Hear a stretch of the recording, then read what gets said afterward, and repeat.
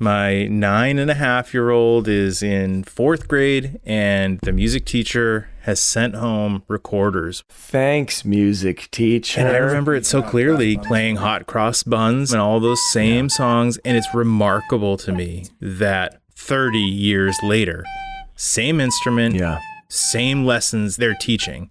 So it's funny, I remember them being called tonettes when I was a kid. I never heard that. It was like a red and like white plastic together. Is that the kind she has? Is that a Kleenex versus tissue kind of thing? Is Tonette just the brand? Gosh, I don't know. Ask Uncle Google. Mine, I remember being dark brown. I'm finding out that a tonette is limited to 1 octave while a recorder can play 2. Oh. Otherwise, pretty similar. They're loud, man. They're loud, and if your fingers aren't covering those holes perfectly, they can squeal. You get that squeal? It can cut right through your soul.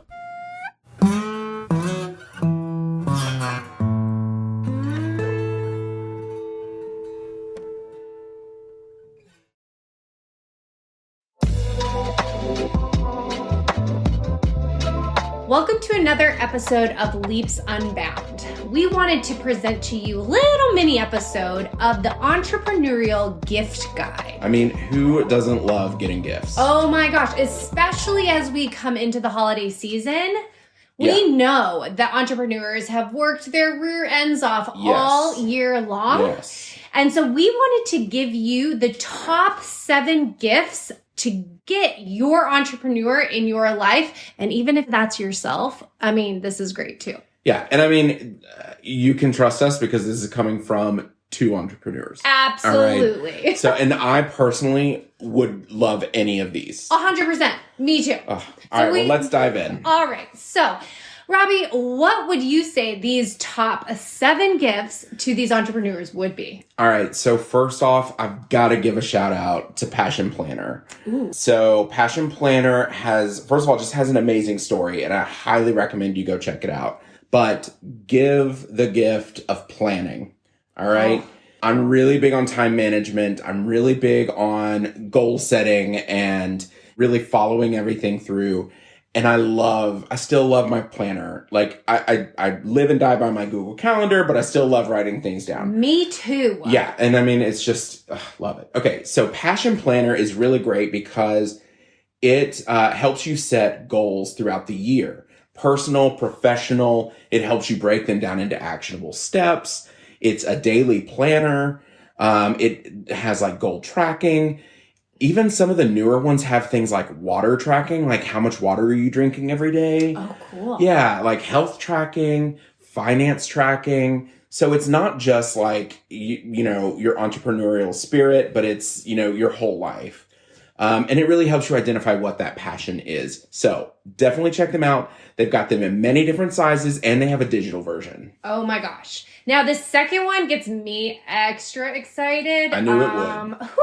So what is that second one, Robbie? All right. So we are both big time coffee fans. Courtney, go ahead and give a shout out to your favorite coffee provider. I have to say our client, Buena Vista Roastery out of Buena Vista, Colorado, is pretty much the sole coffee I drink every day of my life. Absolutely amazing. Absolutely.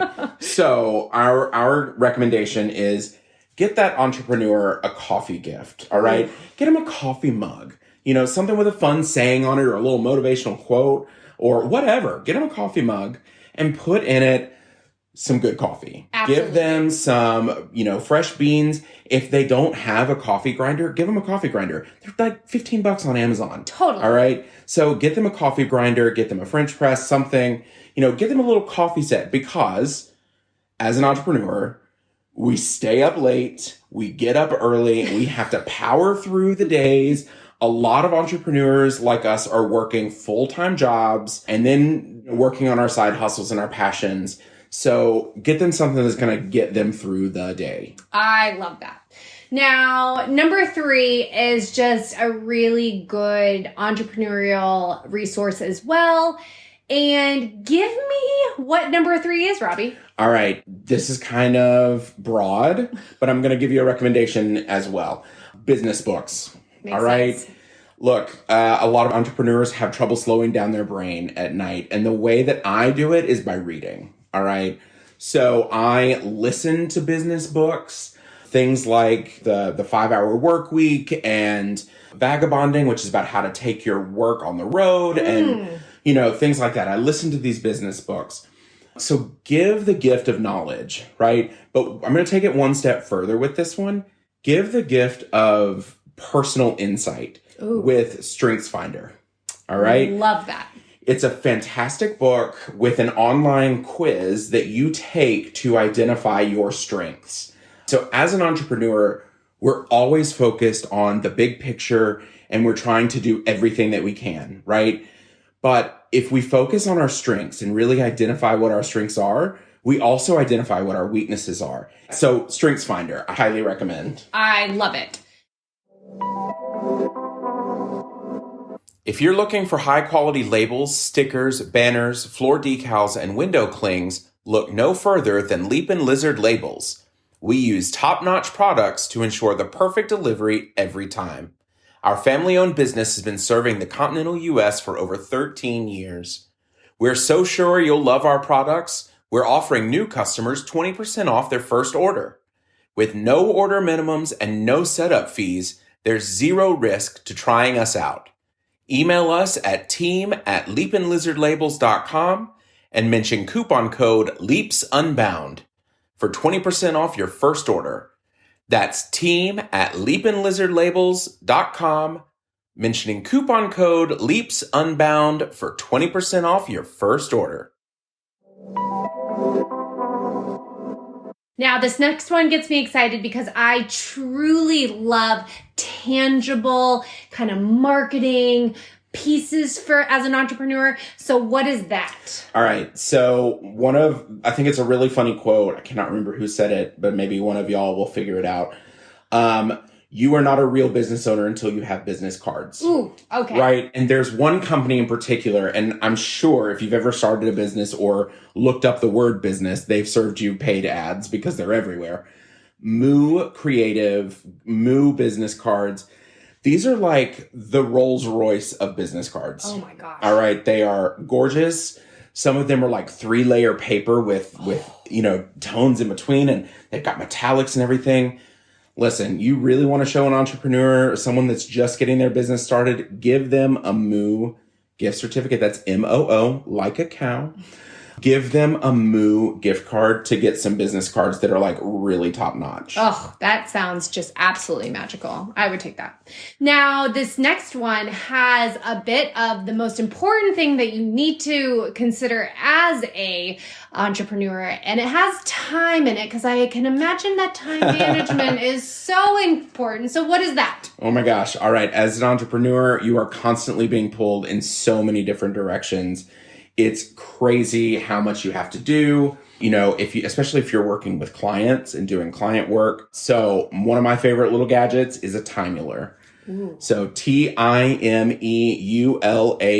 Timeler. It's this little thing that sits on your desk and you just flip it when you switch to a new task. Cool. And it logs the time automatically on how long you spent on all of these tasks.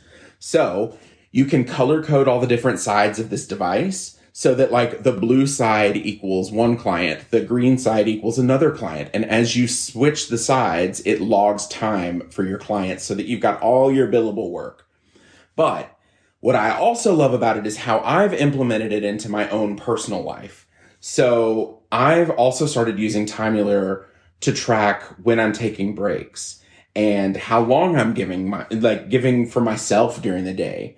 So it's really kind of changed how I view time. I no longer am just like, okay, I'm taking a 5-minute break here. I started to see that and be like, why am I only taking 5 minutes and then working for 6 hours straight? Totally. I need to give myself more time. I need to work on me. Absolutely. So. Oh, that sounds like a great So gift. Timeler. Also, I feel as though like certifications are incredibly important as an entrepreneur and kind of trying to figure out what kind of certifications do I need. So this seems to be the next one on the list. And can you give us a little bit of insight onto what certifications? Yeah. So, entrepreneurs, sometimes we have to work solo and we have to wear all the hats. So, beefing up on certifications and learning about things that you don't necessarily know about. If you are starting a company and you have no marketing experience, take a marketing class, take a marketing certification.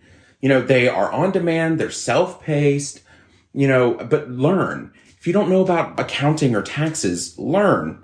So I'm going to give you 2 resources. One is called Udemy, Udemy, udemy.com. And they have a lot of technical projects and technical certifications that you can earn. The next one is called Coursera. And Coursera is great because it's a user-generated platform, which means that the topics are endless. You need to learn about saving money on business travel, there's a course for it. You need to learn about the importance of Facebook ads, there's a course for it. You want to learn about project management, there's a course for it. Fantastic. No matter what people management, HR, state requirements on, workers' compensation, there's everything that you might need, there's a course for it. Fantastic. And the thing I love about Coursera is if you love the entrepreneur in your life, you can buy them a gift card for 1 year that's about $400. It's a big gift, but you're giving 1 year of education to someone. That is absolutely amazing. And then this last one might be my favorite because this is kind of my wheelhouse. And so give us a little bit about what this last one is. All right. So at the end of the day, entrepreneurs spend, I can't even say 24/7 because it's more like 36/8. Like some entrepreneurs somehow cram extra hours and extra days into every week. But there comes a time when we all have to take a break. If you truly love the entrepreneur in your life, get them a travel gift certificate. Love it. Send them to, it doesn't even have to be far. Give them a staycation. Buy them 2 nights at the Hilton in, downtown. Or, give them a Southwest gift card so that they can pick a destination. But give them something that forces them to get away from their computer, to turn off their device for a little bit and disconnect. Because ultimately, that's when we all recharge. That is fantastic advice. And so, yes, these are the top 7 gifts that we suggest you give to the entrepreneur in your life, and maybe that's yourself. So we really hope that this entrepreneurial gift guide helped you out. We hope that you have very safe, healthy, and happy holidays. And we look forward to chatting with you on another episode of Leaps Unbound. Once again, this is Courtney. And Robbie. And we'll chat with you soon. Happy holidays.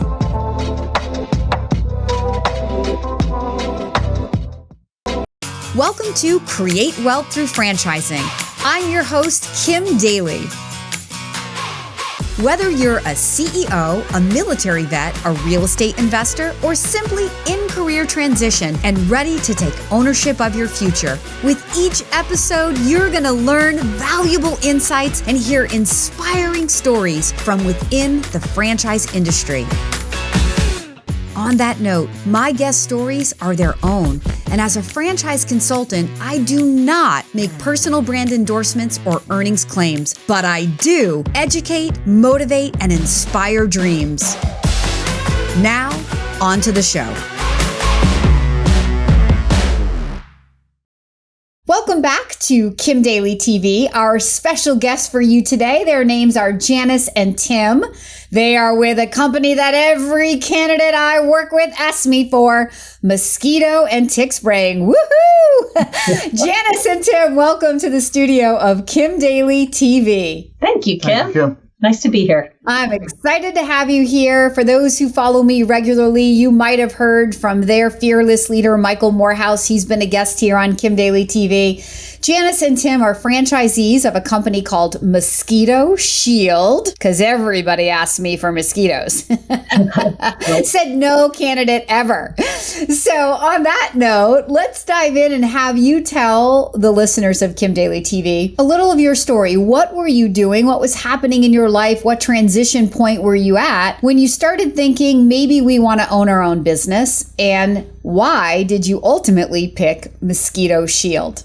So Kim, it was not that we were thinking about it for a long time, but we got to a certain point where my company was relocating and Janice was working with a company that filed for bankruptcy. So we didn't want to relocate, and we were looking at, do we get other jobs? What do we do? And Janice asked me what I always call a very clarifying question, which was, hey, you've always talked about, starting a business. Do you want to do it, or do you want to look back years from now and wish you had done it? And the tough love question. Yeah. So, and at the time we had, our son was just entering, high school, and our daughter entering middle school, and college looming. So it wasn't an easy decision, but once we made it, we just moved forward together and started looking at what we were going to do. And that was 10 years ago. So what we did is we went to a franchise expo down in Virginia and had no thoughts really of pest control business, but ran into Michael Morehouse there at the show. Wait a second. Hold on, Janice. You had no thoughts of pest control? Because everybody I work with asks me for pest control. Go figure. Yes, that was not on our radar at all. So we're at the expo and we were looking at, a variety of businesses and saw Michael Morehouse, walked up and asked him a few questions. And the more we wandered the expo after that, the more we were liking the idea. To sort of preface that is Tim hates mosquitoes, but mosquitoes love Tim. So the notion of us enjoying our backyard without mosquitoes was certainly appealing to him. That's really, really good. And you know what?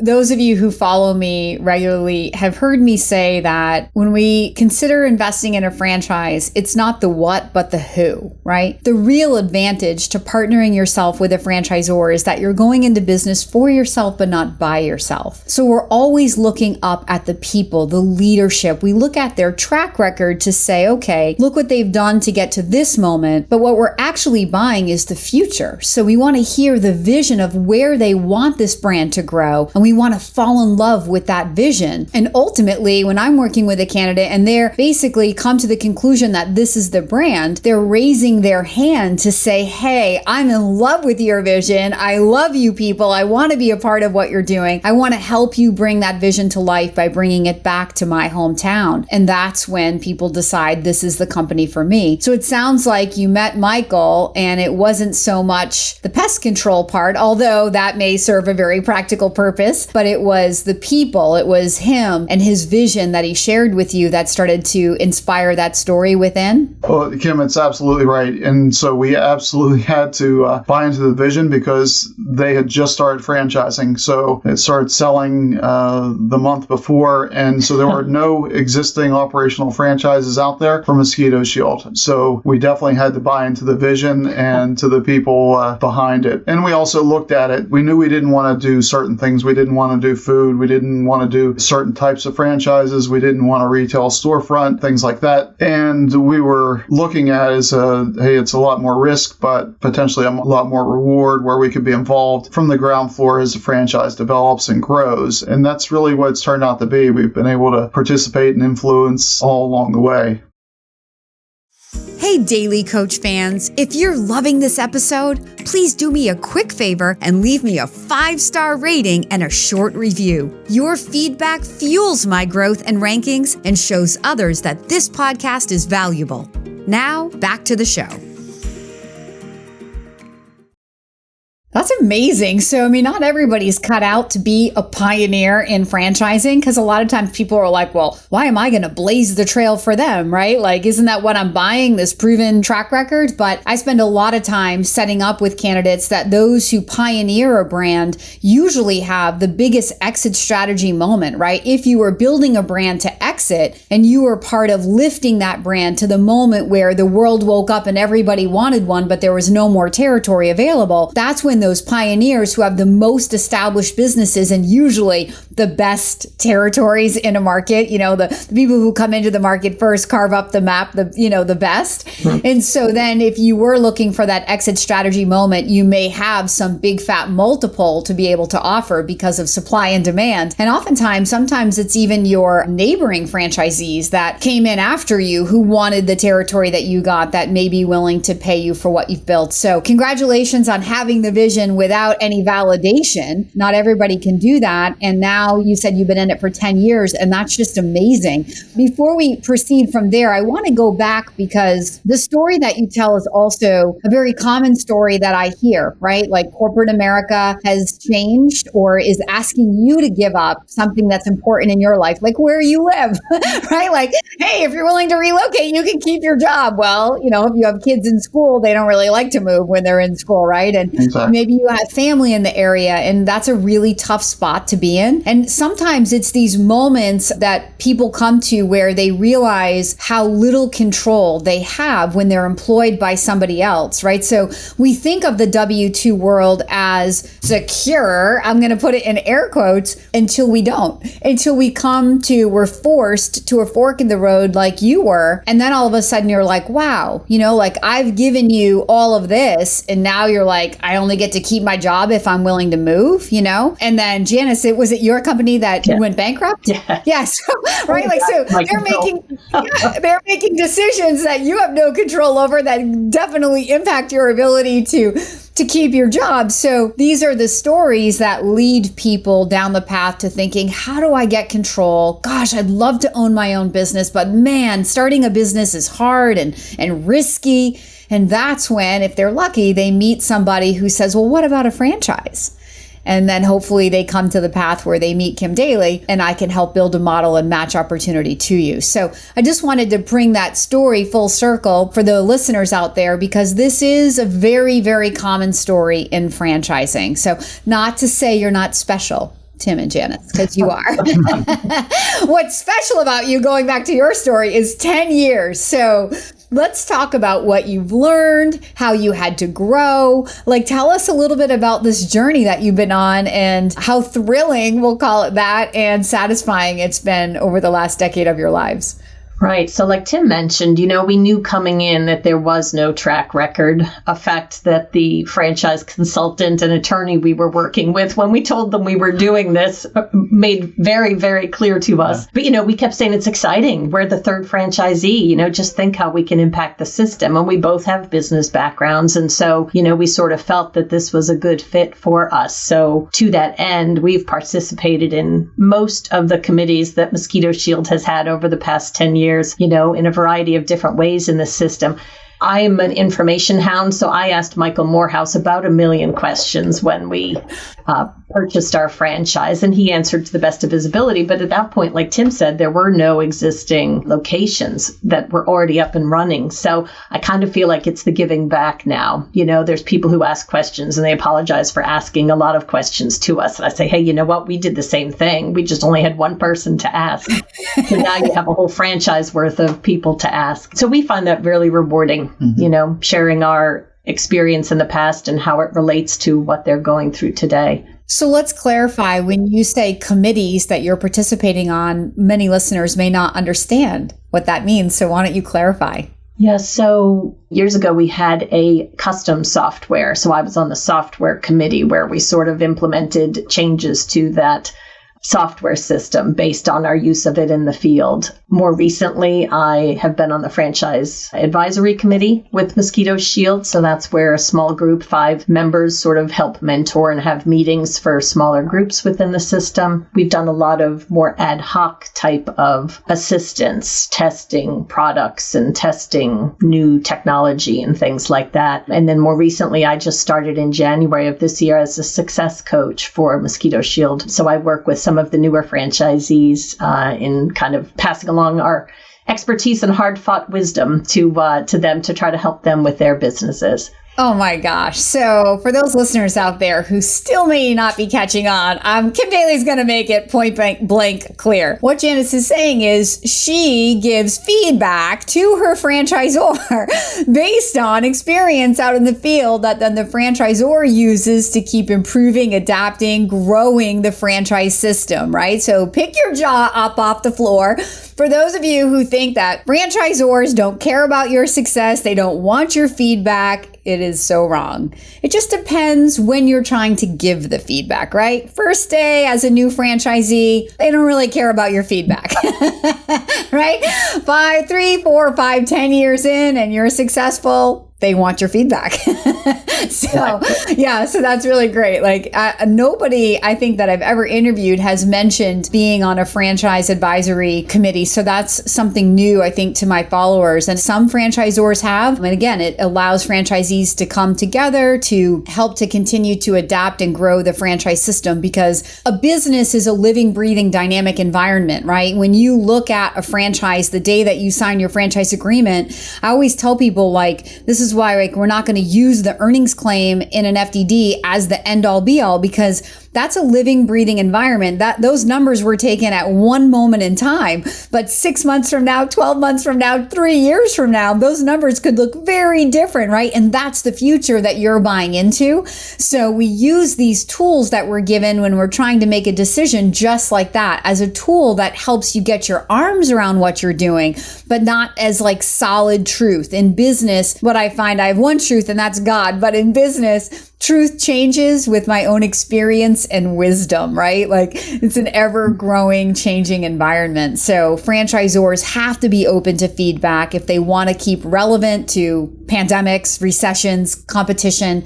everything as the business grows and changes. So that was awesome. So you've been in it now for 10 years. And I'm guessing that when you started a business like this, did you start with multiple territories and one truck? Or tell the followers a little bit about how you saw your future and then how that actually played out. And so, Kim, that's actually what we did. We started out with multiple territories.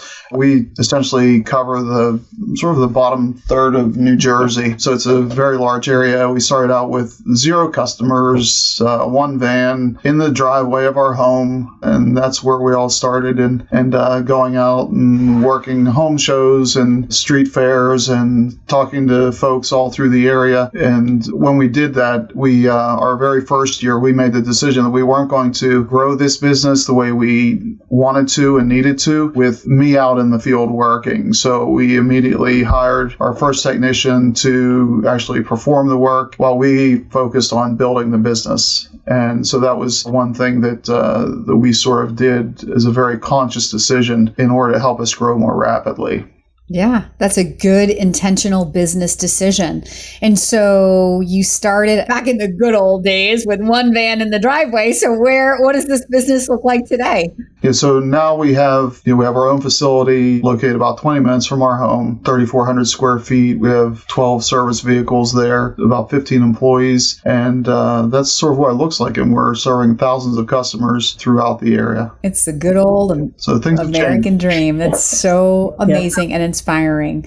So let's talk about the seasonality of this business, because when I present seasonal business, I do a little song and dance around the seasonality. So let's address it head on from people who are in a seasonal business. Like, what do you do in the off season? Do you enjoy having a business where you have some downtime? Yeah, so the first few years we did have some downtime, and then we got into doing some holiday lighting. So we do some exterior holiday lighting work. The idea was to try to keep some of our technicians busy in the off season. As it turns out, not all of our technicians necessarily want to do that. So we kind of at the moment have a core group of holiday lighting customers that we just service. So we put up their holiday lights starting right around Halloween and continue through middle of December and leave them up, and then we take them back down and store them. So it's a full kind of turnkey package for these customers. That's awesome. Did you come up with that on your own, or was that suggested through the franchise? Suggested through the franchise. Yeah. Yeah. So you're double dipping, making more money, deepening that relationship with those existing homeowners. You show up in your mosquito shield van to decorate their lights. To decorate their homes.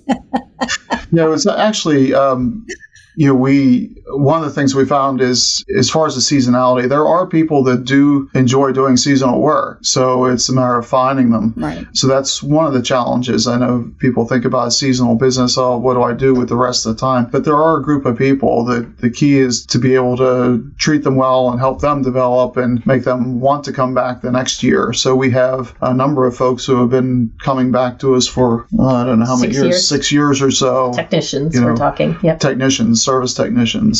And then Amazing. The people in the office we keep all year long, but there's things to do as far as renewing customers and marketing and things like that do occupy people for the full year. So there's always something to do in a seasonal business. Hey, Daily Coach fans, if you're ready to begin your own journey to find the perfect franchise, please email me right now at inquire@kimdaly.tv. My services are totally free for you. That's inquire@kimdaly.tv. Now, back to the show. So it's not so seasonal after all, is what I'm hearing. You have a very big business with all these trucks and all these employees and thousands of customers. There's more going on than meets the eye. But for those people who do enjoy a little bit of downtime, I think you have less pressure in certain seasons that allows, like, families that say, like maybe you have family in India or you have family in another, in another state even, and you're just like, we just would like to travel without worry about our business. I think seasonal businesses kind of cater to that faster than other types of businesses because there is this downtime. So there's that. And I always, like I say, I do this little song and dance around, feeling people out around it and like, what else could you do? So it's fun to see that even within the franchise, even though it's not marketed that way, that there are other revenue streams that you can add on to these existing customers that already know, like, and trust you. So that's really fun. Okay. So for those people that are listening who are out there on the sidelines thinking, gosh, I'd love to own a business. Mosquito spraying doesn't sound too hard and it's sort of essential. People need it, right? I would say, like, before I even ask you the question, I would say this, like, the mosquito spraying business is the most almost no-brainer. The only other thing that I would say that I pay for that's even less no-brainer than mosquito spraying, and they kind of go together, is the people that come and scoop the dog poop in my backyard. Right? Like, since the year that I put in a pool, right? The landscaper, I said, hey, we're going to be swimming at night. What do we do about the bugs? And I got a referral. And then you're out there and now the kids are throwing the basketball in the pool and it's going in the grass and they're like, oh, I stepped in the dog poop. And now you're like, I got to pick up the poop. So these are no-brainer services that are just highly reoccurring, right? I'm never going to stop paying for them. Mosquitoes are never going to stop coming, sadly, and ticks, here, because I know you spray for those as well. And I know the Mosquito Shield difference is very good compared to some other competitors out there because I've tried it. So I will say that as an endorsement, personal endorsement from Kim Daly to Michael Morehouse and the whole team at Mosquito Shield. But the question I have for you is for that person who's on the sideline, who's like, yes, it sounds good, but I'm super scared. I think most people are scared. I'm sure you were scared, right? Yeah. Everybody's scared. No matter how many businesses you've started, if this is the first time in this business, you have some level of fear. And for most people, they invest in a franchise. It's their first foray into business ownership. So it's an even bigger leap of faith, right? But the jump is not into the deep end of the pool. It's dark and like cloudy water and you don't know what's underneath there. The jump off the diving board is into the safety net of the franchise. And that's what the 1 to 2 month investigation is all about, is learning about this safety net. How taut is it? Is it going to catch you? And are you going to bounce? And what about the other people who've already taken the leap? Are they happy? Are they swimming? Are they getting out and jumping off the diving board again? All of those questions. So the question I have for you with that big setup is, with all the lessons you've learned, and I'm sure it's many after a decade, what advice do you have for the people who are really nervous and wishing they could do it, but just aren't sure? Well, I think you just gather information, look at as many different things as you can and decide what businesses, strike a chord with you, what business model strikes a chord with you. And those are some of the things that we looked at when we were doing that. And that's, as I said earlier, that's how we eliminated certain businesses from what we were looking to do. And then you look at the track record. Now, we didn't look so much at the track record, but we looked at, there was a proven business behind it. They existed for about 10 years before they started franchising. So we looked at that, and that sort of helped balance that, the risk that was there as far as a brand new franchise. Once you get into it and you make that decision to go, then it's, you do have to work at it. But I think that's sort of what I'd say, do your research and get the right company. And one of our mantras the whole time in the beginning, like we said, our kids were going into high school and middle school, and suddenly we had a business that kept us very busy. family, and we just were committed to doing whatever it takes. And I think if you're going to become a business owner, that has to be your mindset. Do not do this half-heartedly. Just commit yourself to, hey, I'm going to make this work. And so I'm going to do whatever it takes. So that was ours. Like Tim said, we went to home shows on weekends. We had our kids at home shows with us on weekends. It was a family business, because this ultimately was what was going to be putting food on the table as we went forward when Tim's corporate job wound down. So, I think that's really important. Just do that gut check. If you're going to do this, do it, and do it to the best of your ability. And imagine the legacy that you've built for your children, whether you meant to or not, right? Just by the role models in terms of, daring to step out of the comfort zone of a paycheck and going on your own, and then bringing them to home shows and just showing them like what hard work and running a business really looks like. And I'm sure that the conversation around the dinner table changes from when you're a W-2 to when you're self-employed, right? And your weekends and what you do and what you call work changes. So all of those things add to that kind of legacy piece that we leave to our children when we dare to step and take the road less traveled, if you will. That's amazing. I'm wondering, Janice, as I'm listening to you, if the advice you're sharing, is this the same type of advice when you're playing coach to those franchisees? Absolutely. We know from the beginning it's hard work, and we just know we were nose to the grindstone, and if one thing isn't working, shift gears and try something else. And one of the things about Mosquito Shield is that our territories are protected, so we don't encroach on each other's territories. You can't sell in someone else's territory. So really it's not just us, but everybody in the franchise system is very cooperative and helpful with one another. If you have a question that I don't know the answer to, there's someone in the franchise system who does. And we have communication networks, of course, so that you could ask questions of other people. And I find the franchisees are super helpful to one another, all looking to work towards, everybody's benefit and satisfaction with their business. Amazingly said, because when everybody works together, the brand equity grows, and that makes everybody's business more valuable, right? So this isn't a cooperative environment. Again, when you're investing in a franchise, it's about who, not what. And I think people who invest in Mosquito Shield know that better than anybody, because nobody ever woke up and said, oh yeah, my future is in pest control. So I appreciate the beauty of this story. I love everything we've talked about today. I think you guys are great examples of people who dared to take a risk and invest in yourselves, and who it's paid off for amazingly well. Thank you so much for being my special guest here today on Kim Daly TV. Thanks for having us, Kim. Appreciated it. Yeah, I appreciate it. For those who are inspired by the Mosquito Shield story, or just to begin your own journey to figure out if there's a franchise opportunity that's available and that you can afford and that matches your goals, interests, and skills, please follow the email on the screen right now, or reach directly out to me at inquire@kimdaly.tv. That's inquire@kimdaly.tv. And until next time, my name is Kim Daly, and I want to be your daily coach.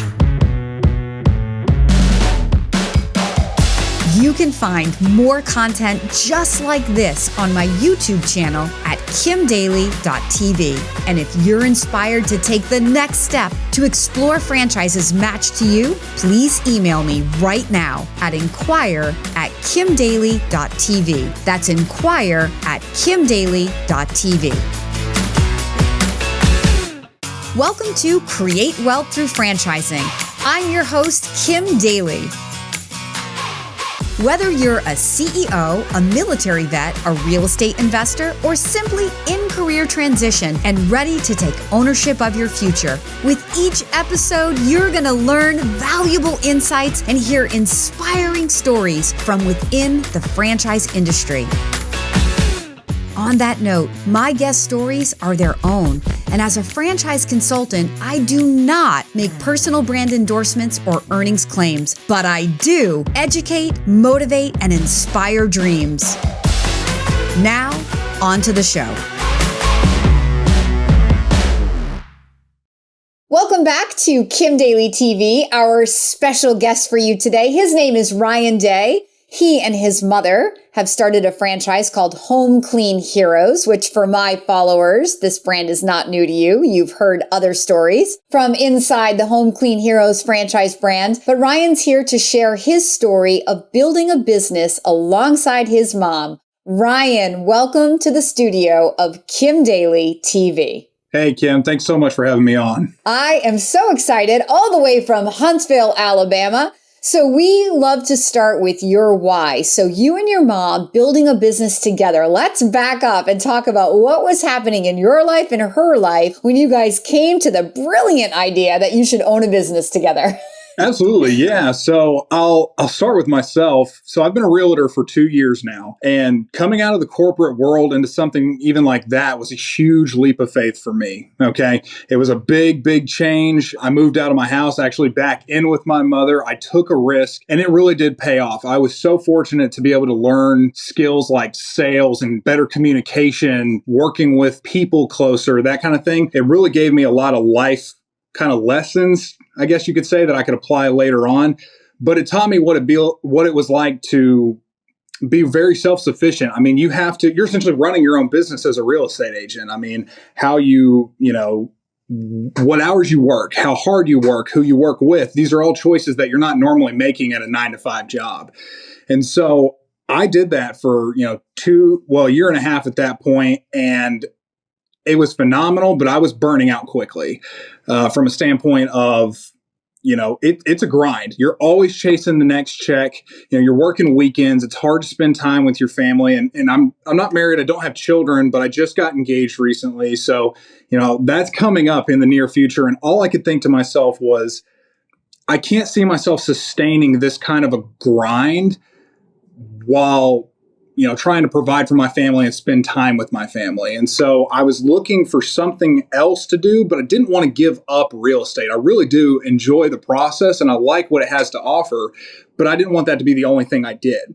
So I wanted something working a little more autonomously kind of in the background for me that I could kind of just check in on and manage, but not just work myself to essentially get that revenue stream, if that makes sense. Yeah. So I decided I wanted to start a business that complemented real estate. That way I could still sell homes and work with clients, but also have a business that would help and, build and work with real estate to build each other up. So that being said, I started looking into franchising opportunities because I had no earthly idea how to start a business from the ground up. And I said, well, there's this beautiful thing called franchising where you can essentially pay to have the knowledge and the experience that all these other different franchisees have had in a corporate location have already worked through. You essentially skip the initial headaches of the startup. It takes a lot of the guesswork out for the marketing, for, essentially mapping out a way forward. Right. And so I started looking into these opportunities such as like handyman work and residential and commercial painting. But cleaning has a special place in my heart because I was so busy with real estate. I had been working with other cleaning companies because I really love a clean home. I just didn't have the time to do it. And there were a lot of headaches with different companies for different reasons. It's like, either the quality was bad or it wasn't consistent or they had to reschedule constantly on me. So I knew looking at it that I could do this better. Like I can be better and I can route it out better, use technology to help me move forward. I'm a younger guy. And so I really wanted to be able to use what I know to push a business forward. And so I vetted out different franchise opportunities, but cleaning kept coming back to me. And especially once I started talking with the Home Clean Heroes team about,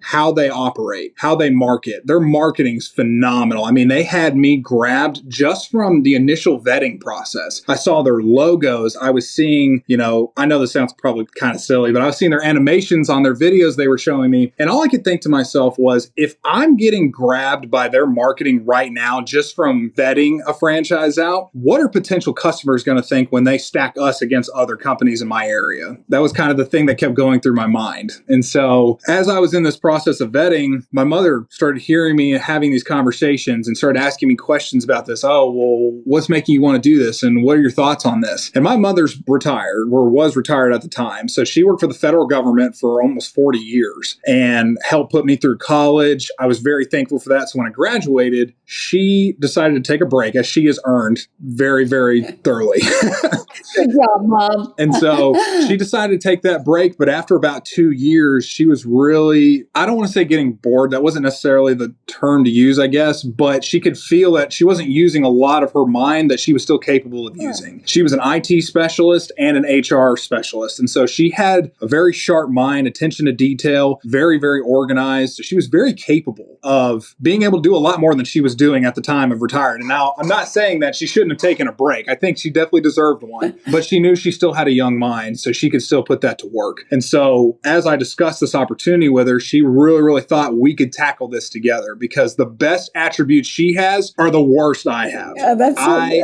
am more the extroverted type. I can talk with people. I'll get on a stage in front of 1,000 people and not skip a beat. Like, I just don't mind stuff like that. But I have a hard time with attention to detail, and organization can be challenging for me sometimes. I have ADD. My attention span will dart all over the place sometimes. And so she's all those things that I'm not. She has a phenomenal attention to detail. She's very organized. She can really break down a thought process a little bit easier than I have. Like, I'll have these large ideas on how to do stuff, like, oh, we should try XYZ things. And she's the sound mind that says, you know what, if we did that though, what would that look like? Like, functionality wise, practicality wise, could we actually pull something like that off? And so because we realize that we really have that mindset, you know, that I'm everything she is and she's everything that I am, the pieces that work best together, we really decided that we could do this together and that we would really thrive doing it together. So that's kind of how we ended up doing this together as essentially a joint venture. Hey, Daily Coach fans, if you're loving this episode, please do me a quick favor and leave me a 5-star rating and a short review. Your feedback fuels my growth and rankings and shows others that this podcast is valuable. Now, back to the show. Absolutely phenomenal. So we're going to call, that was like an amazing introduction. I wanted to be like, yes, you're in the daily grind for my followers who are sick of me. Yeah. But you're in that daily grind. And I love the beginning when you say I went from corporate America to real estate, and it was like, you know, learning sales and all these new skills. I love it, because I love to say that owning a business is the greatest playground for personal development. You will learn more about yourself, right? Absolutely. Through owning a business than in any other endeavor you ever do in your life. And you know what, Ryan? To the extent that you pursue that personal and professional growth, then you will have the financial reward, right? The money comes as a result of the service that you're able to offer, but the more you become, the more you can offer. And I love the complementary skill sets between you being the extroverted and the one kind of maybe like more driving the business, your mom being the HR person. Look, a cleaning company at its core is an HR company. So yes, this is an amazing story that I'm so happy to be sharing with my followers. Okay, so you launched your business when? So we opened our doors July 1st. Of 2023? Yes, like 4 months ago. Yeah. Okay, amazing. At the time of this recording, it's October of 2023. So you're a newbie in the business. Amazing. Yeah, we sure are. We're brand new to the scene. And I have a feeling that you've had a fairly fast start out of the gate, given your ambitious personality. Absolutely. Yeah, we hit the ground running pretty hard. I mean, it's only been 4 months and we're going into our second team now, onboarding new people and getting rock and rolling. So we've definitely seen a lot of growth really quickly, and I'm very fortunate for that. Amazing. I love the parent organization of Buzz Franchise Brands. I love Kevin Wilson. I love everything that Home Clean Heroes offers. I love the spin to, you know, the heroes of our communities, the frontline people, doctors, police, right? First responders, yes. First responders, that's the word I was looking for, that you give back to the community. So for you, though, as you were carefully vetting different types of franchises, let's go back to that moment. Because I think a lot of the people who listen to my show, it's two groups, Ryan, right? It's people who are business owners just looking to be inspired, right? What's that golden nugget that's going to change my life? Sure. But then I think there's also a lot of people who are coming to the idea of owning a franchise, and they only think franchising is Jimmy John's and Chick-fil-A until they come to create wealth through franchising. And then they're like, wow, she doesn't even talk about food and retail, right? Right. So this becomes exciting. So let's talk a little bit about the characteristics of the cleaning business. I love how you've already set it up, comparing it to the very transactional nature of real estate. This is more consistent, steady, predictable income. But what are some of the other characteristics that led you to the Home Clean Heroes team even? I would say communication is a really big aspect of what makes business, right? And it's not even from the personal aspect of when you meet a potential customer or a client in real estate, that face-to-face, what that conversation leads to and how that goes. It's not even about that. It's about transparency through the entirety of the transaction, through the lifetime of your relationship with this new customer. How much do you guys actually interact with one another? And so for Home Clean Heroes, what they really strive on is the fact that we want the customer to know when the team is on their way. We want them to know what, an ETA of when the team is getting there, who our lead is. We have the same two people go out there every time, so they're very familiar with the cleaners. We train our specialists to really make sure that they're building a connection with the customers. It's not just a transaction. You're entering someone's personal space. So it's really important that you understand, what are their dogs' names? What are their kids' names? Did one just go off to college? How are they doing? Have a conversation when you arrive. And we pad for that kind of timing. I'm not sitting here saying, oh, you guys have to be done in this exact amount of time. And if you're not, you're fired kind of thing, right? I really do encourage them to take the extra time to build that rapport with the customer because it's important. You're in their space, in their home, and they need to be able to trust you. Amazing.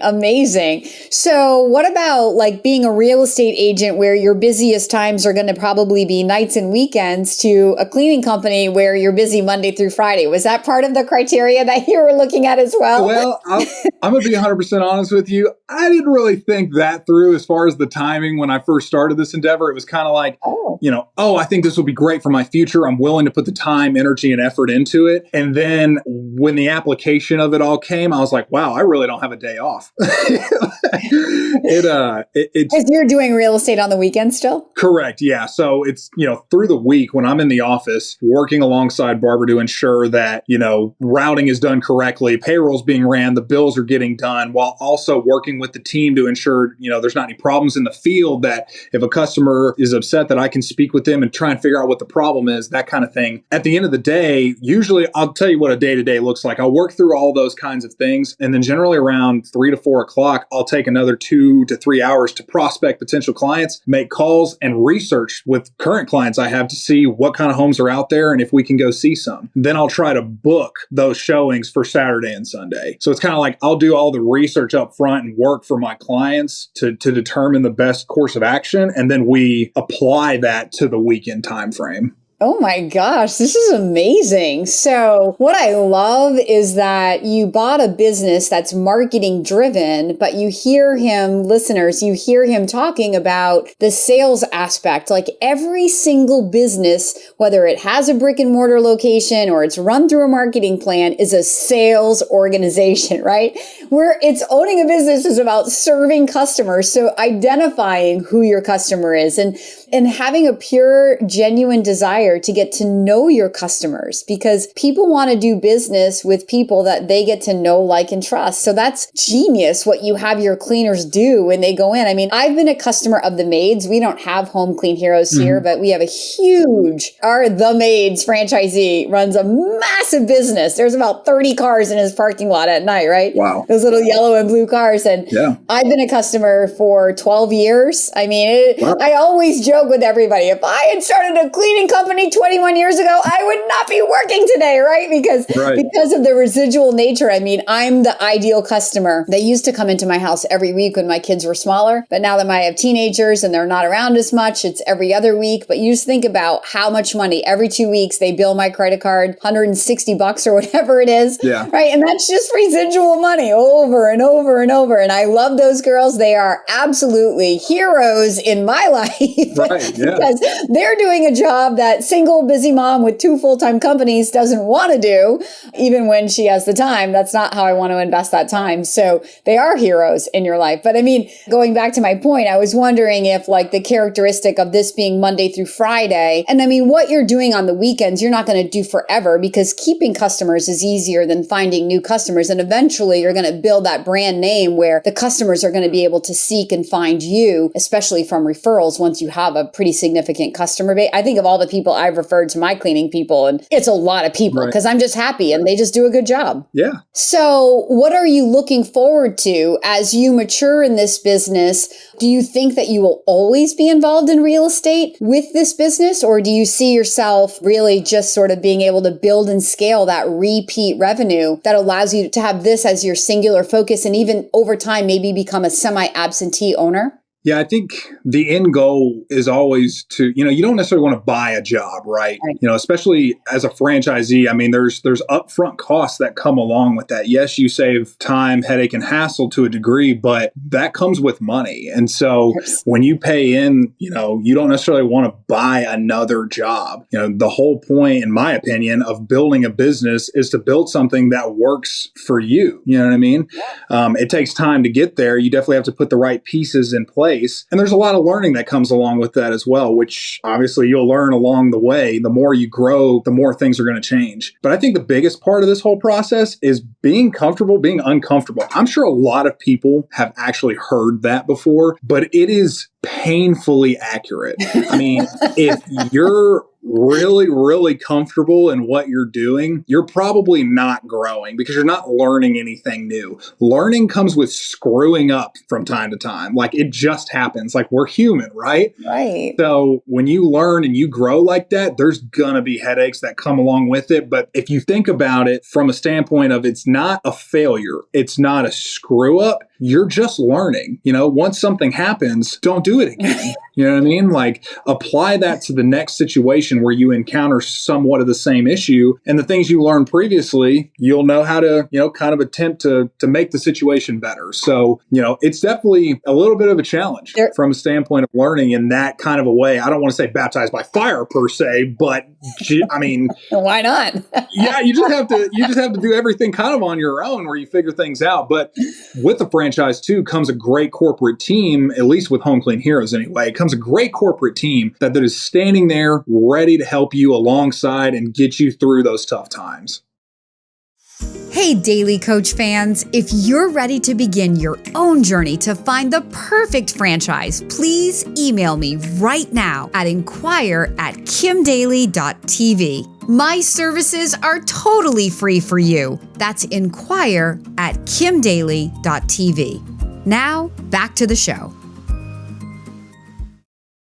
Yeah, it's beautiful, Ryan. So many people believe that a franchise is foolproof or, build it and they will come, and then they get in there and they realize, oh my gosh, I was so wrong. Their expectations were so far off. Yeah. Nobody's going to do this for you. And I love that you're able to admit that, like, you're going to learn more by failing forward in your business. There's a great book written by, actually, did you ever see the Broadway musical Hamilton? I haven't. Did you see it? I haven't, but my fiance absolutely is obsessed with Hamilton. Okay. It's so funny you say that. So she should audible his book. So he wrote a book, the lead actor who plays Aaron Burr in Hamilton. Mm-hmm. He wrote a book called Failing Forward, and it's all about how everybody in his life told him he was crazy because he was not taking all of these acting jobs because he was working with this, like, the guy that wrote Hamilton on the side, and he wasn't even getting paid to do it, but he just knew that this project one day was going to pay off, and he didn't take so many acting jobs for all this time because he was putting in free hours to this Hamilton thing, right? And then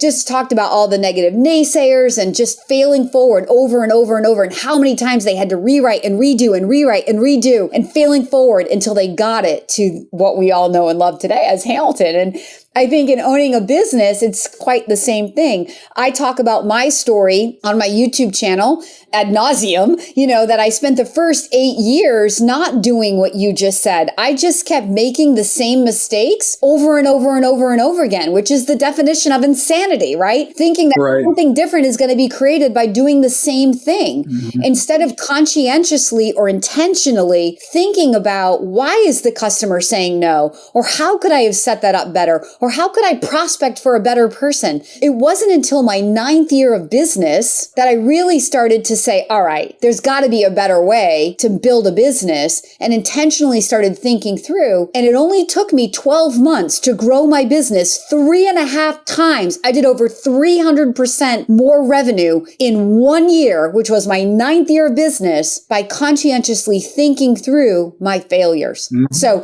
it doesn't take a long time to turn your business around, your life around, once you become intentional and fail forward. So I love everything that you just said. Thank you for that little coaching moment, Ryan Day. That's really good.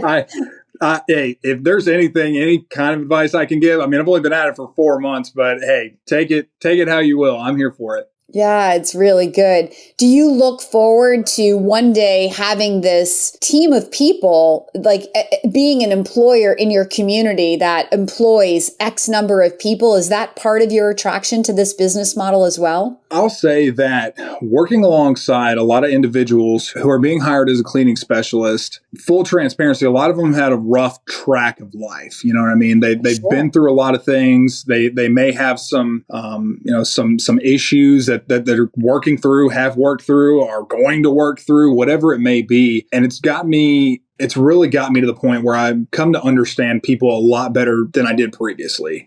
Prior to this, I haven't really walked that closely in life to a lot of people that are at this level, right? And that's not to say that they should be looked down upon for being a cleaning specialist. That is not at all what I'm saying. I think the work they do is incredible, but it's really important to understand that a lot of these people have gone through some stuff, have gone through some really rough patches in life. And so it's really, really important to me that they understand that the things they do here, the work they provide, is really, really valuable. They're out there changing people's lives. They're giving time back to families to spend more time with each other and to focus on growing their businesses and, making their lives more important and keeping the people that are special to them even closer. So I remind them of that all the time, that the work they do is incredible. It's important. And the hard work they do is important. When they've done a really tough day and they've gone to multiple cleans that some have been rougher than others, if they had a customer that was overly picky about certain things, when they endure a day like that, I recognize them for that. I understand that, because in my past, for corporate America, my first jobs, you know what I mean? I have very rarely gotten the accolades that I thought I deserved. It's not even about more money. It's not about raises. It's not about prizes, winning anything. It's about recognition. I've rarely had a manager, a boss, a supervisor of any kind say, just take the time in the middle of the day, say, hey, I understand what you're doing right now is a little challenging, but you're killing it. You're doing a great job. And I just really wanted you to know that. I think it makes all the difference in the world. Somebody could be having a really tough day, like I said, going through something really rough. And to have somebody truly understand and recognize them for the incredible work they're doing, I think is just an amazing overall experience with a manager and your employees. You bring tears to my eyes, because that's a game changer for those people. And it's so true. It's not about a raise all the time. It's about recognition. It's about being patted on the back, right? We're just humans doing business with humans, right? So that was so beautifully stated. I literally have tears in my eyes. Ryan, I appreciate you being my special guest today and sharing your yet small journey into franchise ownership, but I think a journey that's going to lead you to amazing, amazing places. Just, I can tell, because of your personality, you're ambitious, the tone of your voice, just the way that you speak. I think great, and where your heart is at with your employees, I think great things are coming down the pike for you. Thank you for being our special guest here today on Kim Daly TV. Thanks so much, Kim. I really appreciate you having me. And if there's ever anything I can do to help you out, let me know. Okay. And then if any viewers have any questions, I'm happy to answer some of those too. That's amazing. So for those who are ready to begin your journey into Home Clean Heroes, or just to figure out what would be the right type of franchise for you, you know that I'm here to be your franchise consultant. Please follow the email on the screen right now, or reach directly out to me at inquire@kimdaly.tv. That's inquire@kimdaly.tv. And until next time, my name is Kim Daly, and I want to be your daily coach. You can find more content just like this on my YouTube channel at kimdaly.tv. And if you're inspired to take the next step to explore franchises matched to you, please email me right now at inquire@kimdaly.tv. That's inquire@kimdaly.tv. Welcome to Create Wealth Through Franchising. I'm your host, Kim Daly. Whether you're a CEO, a military vet, a real estate investor, or simply in career transition and ready to take ownership of your future, with each episode, you're going to learn valuable insights and hear inspiring stories from within the franchise industry. On that note, my guest stories are their own. And as a franchise consultant, I do not make personal brand endorsements or earnings claims, but I do educate, motivate, and inspire dreams. Now, on to the show. Welcome back to Create Wealth Through Franchising podcast and Kim Daly TV. Our special guest with us today, his name is Brad, and he lives in Delaware. We don't know anything about Delaware. That's what we agreed before we hit record. And he is a franchisee of a company called Mosquito Shield. Brad, welcome to the studio of Kim Daly TV. Great to be here. Thank you for having me. We are excited to talk to you today because we're going to dive into this very elusive definition of semi-absentee ownership in franchising. Brad has a story, but before we start talking about semi-absentee ownership, Brad, why don't we get the followers of Kim Daly into your story? So tell us a little bit about what you were doing when you started thinking, I need to do something different, and you started thinking about a franchise. Yeah, so my story really quickly is I've been in the corporate world for close to 20 years, been in the insurance world, been a typical W-2 employee, right? Working for a giant conglomerate of a company, making, I laugh, 30 cents on a dollar and saying, that's funny when you do all the work and, you make 30 cents on a dollar. Where's all this money going to? And, that really kind of led, my wife had been a stay-at-home mom for 10 years. It was a decision that we were able to make. We don't regret it. But when we were starting to look at, okay, our youngest kid has gotten to school age, she said, hey, I'm ready to start to have adult conversations, right? All that fun stuff that, we get when moms, if you've been a stay-at-home mom, like, please just let me talk to adults. And we kind of were having an honest conversation to say, what does going back to work look like for you, Christy? And when you really drilled it down, it was kind of looking at, well, you're kind of starting over in a career. You've been out of it for 10 years. Maybe you're going to make $40,000 to $50,000, kind of reinventing yourself starting out, 2 weeks vacation. And when we really kind of whiteboarded everything out, we kind of said, hey, we may actually be going backwards when you start to add summer camps and, struggling to go on vacation and syncing it with, well, I don't have any time off and all that stuff. And we kind of really said, hey, if we're being honest, we're in our early 40s at the time, maybe this is the time now where we should start a sub business on the side and really kind of see what's out there. And then we kind of said, well, what should we do? And we said, well, I have no idea. We don't know what we want to do. We have no passion about anything. We didn't know business. And then that led to kind of, well, what is franchise looking like? And, then we kind of educated ourselves and went down that rabbit hole. In all honesty, and I think a lot of people are like me, I had always thought franchising was the Chick-fil-A model, right? You needed $3, $4, $5 million of cash to even get a franchise off the ground. I had no idea that these were their, smaller, maybe upcoming businesses that you could really be on the forefront in the groundbreaking opportunity, and when you started to dive in more about that and kind of say, oh, the amount of cash really we don't need and the pros of turnkey solutions and finding a business that, we're passionate or checks the boxes, that's what really kind of led us down to the franchising. And again, when we evaluated all those kind of the pros, we were like, franchising is definitely the way we want to go. And we locked into Mosquito Shield very quickly. And here we are 2 years later. And we've learned a lot. We've grown a lot. This was our first opportunity into small business ownership. But, it's something as you see the build and you see your guys building that up, you get so much more pride and enjoyment out of it. Super fantastic setup. And we're not just going to skate by, oh, we landed on Mosquito Shield very quickly. So let's rewind the tape because this is not the obvious low-hanging fruit on the tree, Brad. Let's be real. Nobody ever said, oh, yeah, Kim, I think I want to be in pest control. So yeah, let's back up. Were you working with a consultant? How did you even learn about Mosquito Shield?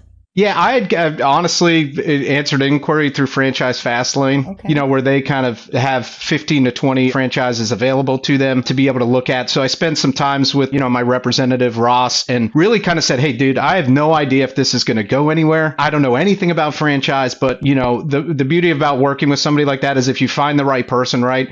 Yes, do they want to make a sale down the ride? But at the end of the day, they're all about education. And even if you spend 30 minutes and said, hey, I'm good, but I don't think this is going to be right. But, we never felt pressured. We were able to evaluate, 15 to 20 companies pretty quickly just to say, hey, does any of these companies even resonate? I do joke with my friends and family. If you had told me 2 years ago you'd be in the pest control business killing mosquitoes, I'm like, what happened or what went wrong? But, the reason it checked quite a few boxes for us, at least, again, where we live, we're in a coastal area. We've got water on one side with the ocean. We've got water on the other side with the bay. So obviously the mosquito population is never going to be an issue that we didn't have. We did not have a ton of competition when we did some of the research on that end. And then what we did see is post-COVID, right? So many folks left, DC, Baltimore, the major cities, Philadelphia, and kind of came to say, hey, I can now work from home. Why don't we live at the beach? And so you did see a massive explosion of the residential communities in our area. And we kind of said, hey, if we can get on the front of this and really kind of build this out for a couple of years, like we thought we had a great opportunity. And then selfishly, insurance-wise, I had a very good understanding of recurring revenue, right? That's what it's all about. Like the guarantee as you build that client base and the more and more clients that you build on year after year, that recurring revenue, we all know, hey, at the end of the day, it takes 100 clients to kind of run your basic operating expenses or your basic budget. But anything after that, the profit really kind of tremendously scales upwards. So I lived that model for close to 20 years on the insurance side. And I could see, this model makes total sense to me to be able to build. And then, right, seasonality aspect of the business too. So my wife and I both agreed like, hey, at the end of the day, yes, we're knee deep with kids growing, but 10 years from now, it would be nice. Our kids are in college doing their own things. You work really hard for 6, 7, even maybe 8 months. But if you said, hey, you've got 2 or 3 months to do whatever the heck you want to do for the rest of those time, like to us, that was kind of the dream to say, we worked really hard. We finished the season, but now we've got, 60 to 90 days to kind of do what we want into our 50s and 60s, but still have that job or that career to kind of come back and running the business. Hey, Daily Coach fans, if you're loving this episode, please do me a quick favor and leave me a 5-star rating and a short review. Your feedback fuels my growth and rankings and shows others that this podcast is valuable. Now, back to the show. What an amazing answer. And I was thinking, I got to ask you about the seasonality, and you went right there. It was like you were reading my mind. That's awesome. In going down this path, Brad, have you kept your W-2, and has Christy been sort of taking the reins of the business, or have you found yourselves both sort of actively engaged in ramping the business? Yeah, so it's funny. Once I went full entrepreneur, I kind of ripped the Band-Aid off and actually decided to go out on my own on the insurance side as well. And then we're actually dabbling into getting into another franchise as well. So we were kind of fully like, we're going for it, on that end. But initially, yeah, the beauty of at least my side on the insurance side, I've traditionally managed a book of business, right? I control my day-to-day operations. So, I've had the flexibility to say, hey, at the end of the day, I've got to get these tasks done for my primary W-2 job, right? But it's an office setting. I'm a big believer is, hey, at the end of the day, I wake up early. So, I can control my destiny. If I've got to wake up at 5 a.m. to do an hour of mosquitoes, go through my day and then come back and do a couple things, or even throughout the day, if there's smaller tasks that we have to do. Christy and I really broke it up. Our understanding was, she was going to be pretty much full time into the business, right? She was going to, other than managing the kids and the school and all that stuff, but she was going to be handling a lot of the day-to-day operations. So she's been, I joke, she's been our 6th quarter running, salesman of the quarter. She's been doing a lot of the client interactions. So setting up and interacting, we do a ton of text messages through the clients on the day to day. I've been doing more of the stuff where setting up some of the financial stuff, right? Developing the marketing. Hey, how much do we want to spend? Where do we want to spend it? Doing that behind the scenes, doing some of the tech work, obviously. So it's really kind of a total team effort on that end. So Mosquito Shield sort of says to us consultants, this is a general manager, semi-absentee run business. So let's dive into the crux of this conversation, Brad, because, I have a lot of videos on Kim Daly TV that talk about, like I said in the beginning, this elusive definition of semi-absentee. What does that actually mean? I have come to believe after 21 years of, being around thousands of franchise opportunities and watching lots and lots of people go on to build semi-absentee businesses that the definition is very subjective to each owner. So what does semi-absentee mean for you, if anything? Did it mean anything in the beginning? And maybe what do you see it meaning to you now that you're, a couple of years into your ramp up? Yeah, I mean, that's a great question. I think the key is subjective for sure, right? Like you said, I think literally every single person's definition of semi-absenteeism could be 0 hours to, I'm only in it 30 hours a week, right? And, we've all had those people that micromanaged us and yet they felt they weren't in all that kind of stuff. So yeah, I think everybody has to have a true understanding of what does that definition look like for them, the semi-absenteeism. I always joke that, hey, at the end of the day, if we could all get into a business and work 5 hours a week and run a successful business, then we'd all be in franchise, right? We'd all be Mosquito Shield owners. So, we got to caution that. I also think too, what is the career that you are currently in, right? So for me, being in the insurance world, I have a client base, I control and set my own schedule. I've got the freedom and flexibility to be able to do that versus, let's say, a lawyer or a doctor that, is in surgery, right? Or they're in meeting patients all day and they can't pull away, even if it's just for a 5-minute call, right? Hey, this equipment broke down, not sure what to do. Okay, let me take care of that real quick and answer that question. They don't have the ability to be able to do that, to be able to run that day-to-day operation. But, the stuff that I've thought has been invaluable for me is I spent a lot of time in year 1 and year 2 being the actual tech, right? So going out, meeting the clients, learning the business about the products that we're putting down, how to,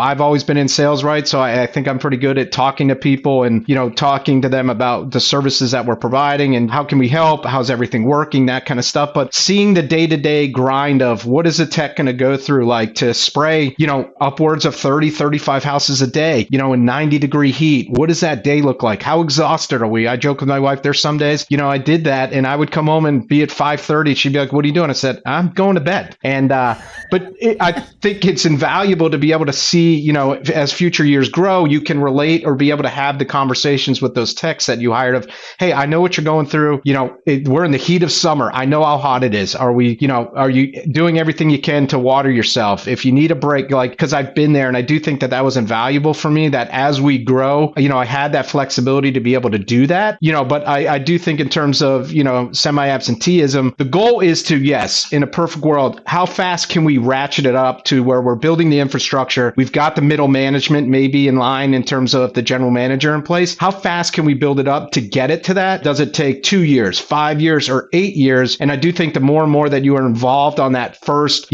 let's call it 6 months, to 18 months to 2 years, I just think that moves that timeline so much faster, the more hours that you can spend in it. Yeah, again, at the end of the day, do what I love to 5 years from now, come back on this and say, Kim, we finally made it. Christy and I are, loving life. We're making a great amount of money and we're not really working hard. Now, she will tell you, I'm not wired like that. There's no way that I'll go on to the next thing because I'll be bored to be able to do that.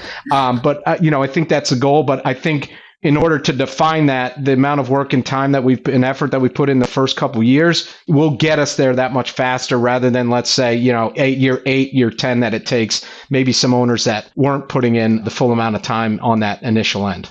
Okay, great. I mean, I love that, going back to so you are insurance, which is long-term sustainable and reoccurring, and look, Mosquito's long-term sustainable and reoccurring. There's some synergy there. And I think that, listening to you talk about how you chose to get out there and be the sprayer, that was important to you as an owner, right? And I think that you're right. That kind of makes you that servant leader because you can say to your employees, I'm not asking you to go do a job that I haven't done, right? I think that is invaluable. And I also think that if I have to summarize everything that you're saying, because you've learned in the trenches, I think that shortens the learning curve, which is what you're saying, right? And that's what helps you kind of get to the next level of growth. People think, oh, well, how quickly can I make $1 million? They're looking at earnings claims. And I'm always like, what does an earnings claim tell you about how quickly you can make $1 million? Because we don't know how you're going to show up. We don't know the learning curve that you have to go through so that you become the owner worthy of making $1 million, right? Because the $1 million just doesn't magically show up. It shows up because you're the owner who gave enough that the service worthy of $1 million of return. And so I think that in listening to you, that's kind of what you're saying, right? You had to get in there for you, roll up your sleeves and be in it. And because you were willing to do that work on the ground floor, it advanced your learning and helped you become that owner to where now you can see that there's a path forward where you've got the structure in place, you've got the education, you know what you're doing. And so now it's easier to step back. Is that a good summary of what you just said? Yeah, I think so. So now it's, maximizing your time, right? And what you're good at, right? As my wife will always say, well, you're going to be and I joke, right? I said, I'm going to be the best sprayer our company probably ever has. No offense to any future hires that we hire. If you're listening to this years from now, and you're like, hey, I'm the sprayer for Brad. I'm the lead tech. But, at the end of the day, when it is your business, right? And your name is on it, you're going to care the most. And am I going to give the extra attention or not rush through a spray because I've got something to do that evening? Absolutely. But then you also realize on the owner side, right? My strengths have to be put to better use where, hey, at the end of the day, as we grow and scale this thing up, because that's what it's all about, I can't be spending the time doing 30, 40 hours of spraying into the field because at the end of the day, my strengths have to be better put towards growing that top line revenue that we talked about, adding additional trucks, marketing to get more sales into the community and all that kind of stuff. So, again, it's now I'm struggling with all right, now where do we have to kind of say, okay, you did that, which was a great experience, right? But you can't just sit there, right? And say, well, I'm just going to be the one-man warrior. I'm going to be the tech because at the end of the day, you're not going to scale up and grow accordingly on that end. Hey, Daily Coach fans, if you're ready to begin your own journey to find the perfect franchise, please email me right now at inquire@kimdaly.tv. My services are totally free for you. That's inquire@kimdaly.tv. Now, back to the show. Yeah, that's not a business, that's a job, right? Right, So the exactly. leverage is in the systems and then utilizing those systems. So again, I think we glossed over. So you left your W-2 and you went like as an independent insurance agent. Is that what you were saying? So you were literally starting two businesses at the same time? Yes, correct. So again, as my wife would say, you don't know how to relax and not be busy. So yes, at the end of the day, I kind of look at it and go backwards to say, hey, I'm 44. I actually wish I did this 10 years ago, right? Rip the Band-Aid. But we all know, right? Hey, once you start to have kids and you build your career and you start to make a certain income level, right? Somebody always had a great analogy. You always turn that next valve on, right? So with the money, no matter how much more money you're making, you just add another valve, whether it's a second car or a boat club or a, whatever, kids tuition, right? 529 accounts. At the end of the day, you kind of ratchet that up. So, the unfortunate thing about sometimes I feel people, the safe route is to, sit in that career, put your 20 or 30 years in, but I realize I have more entrepreneurial blood in my family or in myself than I actually had. And I really wish I would have done this years ago. When I first graduated college, my mom said, hey, you lose health insurance at the end of this month and you need benefits. And so you better go get a job. And what I really should have said is, that's great, Mom, but I can always go get a job 6 months from now, 12 months from now. But if there is something that maybe I'm passionate about, I should actually try to probably build that right now, right? I can go wait tables. I don't have families, don't have any true obligations. I can, wait tables, like I said, bartend at night to make some cash. But hey, if there is something you're passionate about when you're young and before you have a lot of those, the time is now to build that out.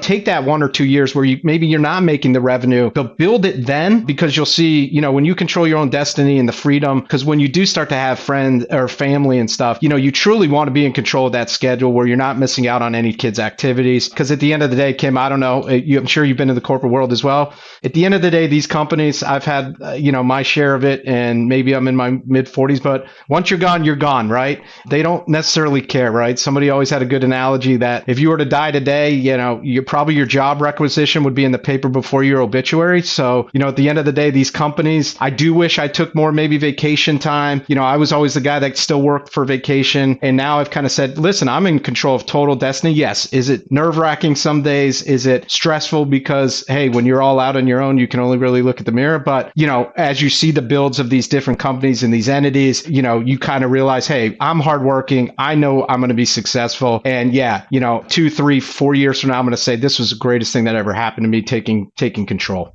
So was this the greatest thing that's ever happened to you, taking control, Brad? Yeah, I mean, we wouldn't, my wife would tell you that too. I mean, we wouldn't look back. We've had so much fun. We've learned so much just in business operating, and leaning on the corporate folks. The Mosquito Shield have been awesome to kind of teach you what you don't know, kind of coming out of the gate, how to be successful. Networking with peers has been instrumental. If there's one thing I could always harp on any franchise owners that are listening to this is get with your peer groups, right? Get with a small group of 3 or 4 other owners in your area that own the same franchise that you get, have scheduled weekly or bi-weekly calls just to connect on what's working, what's not working, right? The real, as we say, the real conversations, right? But, that's my biggest takeaway to franchise. Find that small group, build your own team out that way, because it's so invaluable learning, what's working, what's not working from those other owners. Yeah, the accountability that is available, not just what's working and what's not working, but having these other people. When you hear like that, oh, you think the economy is driving your business down, and then you talk to your neighbors and the economy is not driving their business down, right? And so you kind of have to like own your own, and be accountable. And so these accountability groups, as we call them in my franchise, are invaluable,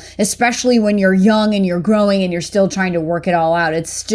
It's so great, everything you're saying. And I love that, you're like, yeah, start when you're young. But you know what? Hindsight is always 20/20. That's why you're saying that. Yeah. So for those people who are out there that are incredibly inspired, like I am, by this guy, Brad, and his energy and his vision and what he's doing, that I want to be your daily coach. And it's not too late to start, because you're here now. And if you don't start now, 10 years from now, you're going to look back and go, man, I thought 44 was old, but now I'm 54, and now it's even riskier. So the older we get, the less risks we can afford to take, because we have less time to come back if it doesn't work or if it's harder than we thought. And so today's the day. It's the day to start. And if you are inspired, please know that I want to be your daily coach.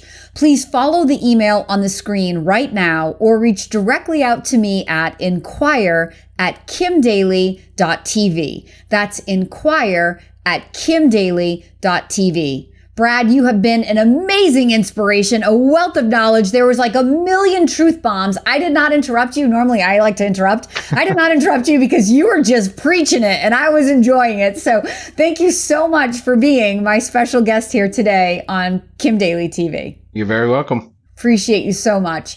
Until next time, my name is Kim Daly, and I want to be your daily coach. You can find more content just like this on my YouTube channel at kimdaly.tv. And if you're inspired to take the next step to explore franchises matched to you, please email me right now at inquire@kimdaly.tv. That's inquire@kimdaly.tv. Welcome to Create Wealth Through Franchising. I'm your host, Kim Daly. Whether you're a CEO, a military vet, a real estate investor, or simply in career transition and ready to take ownership of your future, with each episode, you're going to learn valuable insights and hear inspiring stories from within the franchise industry. On that note, my guest stories are their own. And as a franchise consultant, I do not make personal brand endorsements or earnings claims, but I do educate, motivate, and inspire dreams. Now, on to the show. Welcome back to Kim Daly TV and Create Wealth Through Franchising podcast. I am your host, Kim Daly. My special guest with us here today, he's a friend of mine. His name is Wally Bressler. Wally is going to talk to us not about franchising, but something maybe more interesting to those out there who are on the sideline thinking, I'd really love to own my own business, but what about my health insurance? Wally is an expert in delivering health insurance to small business owners and entrepreneurs, and he's here to share his expertise with us today. Well, Wally, welcome to the studio of Kim Daly TV. Yeah, thank you, ma'am. And I will refer to you as I always do, the Queen. Queenie, how are you? Good to see you. You are the queen of franchise consulting. I I'm afraid to make eye contact with you. It's so nice to see you. Thank you. Good to see you. You're hilarious. I try to be. And he does do that on LinkedIn. He is like, he makes me laugh every single time I see that he sees my post because he's always like the franchise queen. The queen of franchise consulting. Where's your tiara? I do have a tiara over there, actually. I'm not surprised. I'm not surprised. We digress. We digress. Yes, exactly. All right. So, Wally, let's tell the listeners of Kim Daly TV why they need to know you. I mean, I think everybody, as I said in the setup, so many people worry, especially if they're the primary breadwinner in their family and they're leaving their W-2 to pursue their dream to own a business. But then they're like, what's my family going to do for healthcare? I've heard that. I don't even know, so many times in 21 years. Mm-hmm. So set it up for us. You know, the research says that over the last decade that the cost of healthcare has outpaced both inflation and increases in people's earning power. Okay, so it is single-handedly been the most expensive thing out there for the last decade. And, you know, it used to be that, you know, you get insurance and you could swing it, but it's gotten so expensive, not just for the premiums and the deductibles, but also because the average insurance company, ready for this, they deny somewhere between 17 and 25% of their claims just in an effort to get people to pay more so they can pay less. Because they got CEOs that are making 18 million, you know, they're paying off the pharmacy companies and stuff like that. So they've got to collect every dollar that they can. So between charging an exorbitant amount for your monthly premium, hitting you with a huge deductible, and then squeezing you on some of your claims, I mean, it's virtually impossible for some people to get insurance. So many people.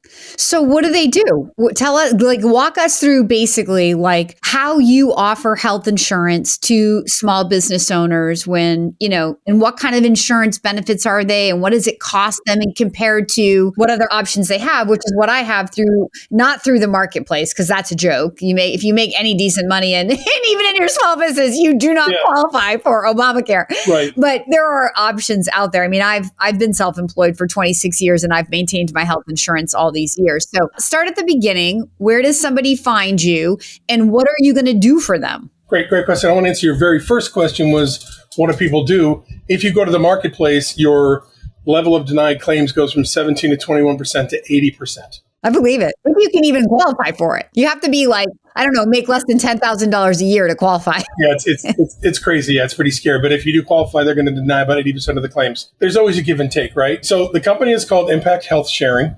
Basically, health sharing's been around for about 40 years. Okay. And it started in, I think, the Amish community and other Christian communities where people would pool their resources. And when somebody needed to go to the doctor or get health care, they would go ahead and pay for it. Now, people have heard of health sharing and they automatically turn their ears off. But here's the thing. Our programs works a lot more like insurance than those other programs for the main reason that most of those programs are reimbursement programs where you basically pay and then get reimbursed. And some of them, you know, Medishare is the biggest one. They don't even pay the full amount they say they're going to pay. So with us, it's not a reimbursement model. You showed me your health card earlier. You get a healthcare card, you bring it to your doctor. The doctor gets billed directly and it's out of your hands. Okay. Doctors are getting paid in about 21 days. We pay them 1% to 2% more. So they love it. And the good news is that it costs you $0 to make it available to your employees. Okay. So really, really cool. The company's been in business for just under 6 years. Hey, Daily Coach fans, if you're loving this episode, please do me a quick favor and leave me a 5-star rating and a short review. Your feedback fuels my growth and rankings and shows others that this podcast is valuable. Now, back to the show. Hold on. Don't gloss over that fact. Okay. So for those listeners out there who are thinking about building a business with a team of people and you're asking Kim Daly, where am I going to find good people? Well, when you up the ante, because you're able to say, well, if you come and work for me, I have a health insurance plan.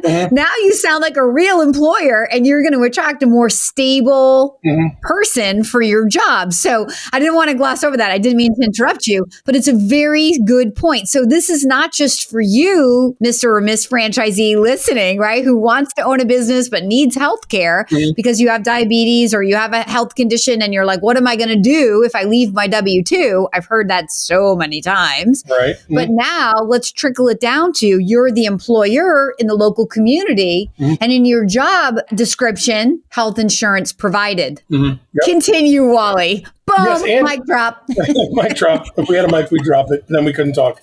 But Yeah, and here's the thing, it doesn't cost anybody anything to make it available. So it's not like that, if they want to participate, they can. Plus, the great thing about the company is, the ACA says that if you have 50 people or more, you've got to offer a comprehensive medical plan. We're lobbying to be included in that, but right now, because it's health sharing and not technically a health insurance plan, even though it acts just like insurance, we can't do that. But for groups of people who are 50 or lower, the company will actually do all your billing and everything else for you and take care of it. So it's completely hands off. Okay, so pretty neat. The other thing I think, which is super important, is that a couple of differences. Number one, you can see any doctor you want, any doctor, anywhere. Okay. One of my business partners broke her foot here in Dallas and she wasn't getting any results. So she basically called the Dallas Cowboys, orthopedic surgeon, and he worked with her. Physician, yeah. Yep. Pretty crazy, right? So you can use any doctor you want anywhere. There's no open enrollment. You can get in at the, right before the first of every month. So when you hire somebody, you can get them started, within a month of them, joining you. There's discounted meds, and it offers, services for women. It offers mental health coverage, 50 chiropractic visits a year, and it's all done online. It's 100% cloud-based. It's all done online. So it's pretty amazing. Give you an example. I was with United. I was paying $940 a month just for myself. And I switched over and I went from $940 to $367 a month. I'm saving $100 a month on my meds. And so I'm saving $8,400 a year. Wow. Okay. I don't know anywhere where you can go and make changes in something and add $700 to your pocket every month. That's a lot of cost savings. Oh my gosh. It is a huge cost savings. Yeah. Yeah. So now, can you be denied coverage like you could sometimes if you have a pre-existing condition? So here's the thing. It's a little different because it's inclusive. Okay. So here's the deal. If you have a pre-existing condition that has been treated or that has been around for the last 36 months, it will not be covered. However, if you had something and it's not been treated or you haven't had a symptom in the last 36 months, it doesn't count. Number one. Okay. Number two, the list of pre-existing conditions is fairly short. Cancer, type 1 diabetes, things that are, heart issues and things like that. But if you have, type 2 diabetes, if you have high blood pressure, any medicines, that's really not going to disqualify you. So it's pretty cool. Okay. And the other thing is it's not based on how much money you make or your health condition. It's all based on your age. So hallelujah. So somebody like you. Yes. Yeah, for instance, I like this plan. Yeah, right. Exactly. And so for somebody like you, we talked about, you and I are in our 50s. I'm older than you, but the average 50-year-old person's for the most expensive monthly premium payment and a deductible be $288 a month. A $2,500 deductible, and then the company would pay $90.10 until you paid another $5,000, and then you wouldn't pay anything.